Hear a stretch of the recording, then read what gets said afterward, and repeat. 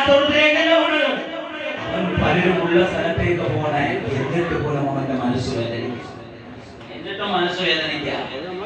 അപ്പോഴാണ് നമ്മളെല്ലാവരും കൊണ്ടുവന്ന് നമ്മുടെ വാപ്പ, നമ്മുടെ മക്കള്, നമ്മുടെ കൂട്ടുകുടുംബാദികള്, നമ്മുടെ കൂട്ടുകാര്, നാട്ടുകാര്, വീട്ടുകാര്, ബന്ധുമിത്രാദികളെ എല്ലാവരും കൊണ്ടുവന്ന് 10 കുഴി 6 അടി കുഴി മണ്ണ് താത്തി കുഴിയാത്തിയിട്ട് അതിലേക്ക് വച്ച് 10 പലകയും വെച്ച് 3 പിടി മണ്ണും വാരിയിട്ട് 2 മീസാങ്കലം കുത്തിയിട്ട് അസ്സലാമു അലൈക്കും സലാം പറഞ്ഞിട്ട് പോവുക.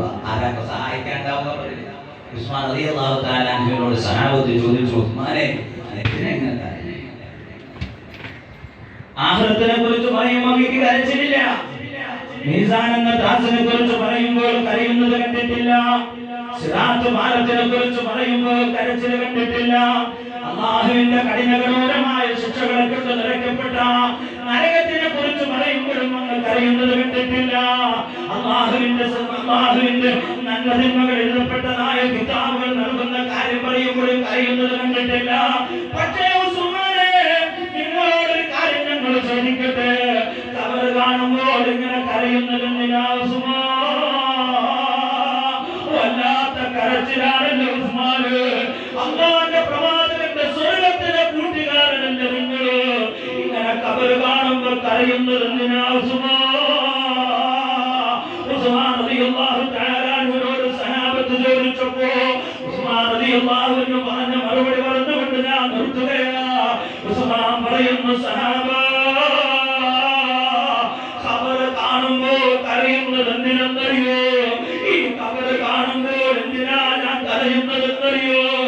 മുത്തനബിയുടെ ഒരു ഹദീസാ സഹാബ, അല്ലാഹുവിന്റെ പ്രവാചകൻ പറഞ്ഞിട്ടുണ്ടല്ലോ, അൽ ഖബറു അവ്വലു മൻസിലിൻ മിൻ മനാസിലിൽ ആഖിറ. പാരാവാരം പോലെ പരന്നൊഴുകുന്ന പരിസരം പാപികളുടെ നടുവിൽ പാതയിൽ നഷ്ടപ്പെട്ട് പതികളെ പോലെ പരിഭ്രാന്തിപ്പെട്ട് പകച്ചു നിൽക്കുന്ന മനുഷ്യരിലേക്കുള്ള ആദ്യത്തെ വീട് ഖബറാ സഹാബ. ആ ഖബറിൽ ആര് വിജയിച്ചോ അതിനുശേഷമുള്ള എല്ലാ സ്ഥലങ്ങളിലും അവൻ വിജയിച്ചു എന്ന് മുത്തനബി പറഞ്ഞതല്ല സഹാബത്ത്.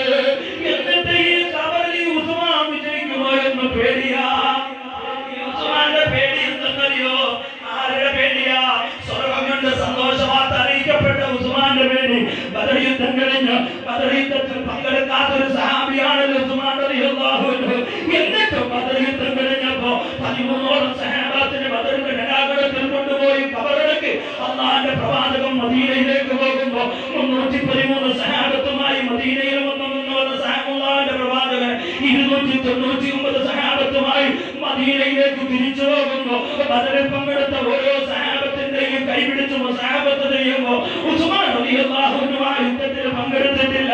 എന്നിട്ടും അല്ലാഹുവിന്റെ പ്രവാചകൻ എല്ലാ സഹാബത്തിന്റെയും മുസാഹബത്ത് ചെയ്തതിനു ശേഷം മുത്തനബിയുടെ ഇടത്തെ കൈ കൊണ്ട് മുത്തനബിയുടെ വലത്തെ കൈ മുസാഹബത്ത് ചെയ്തുകൊണ്ട് ആ 299 വരുന്ന സഹാബത്തിനെ സാക്ഷി നിർത്തിക്കൊണ്ട് പറഞ്ഞു, സഹാബ, ഇതാരുടെ കയ്യാണെന്നറിയോ?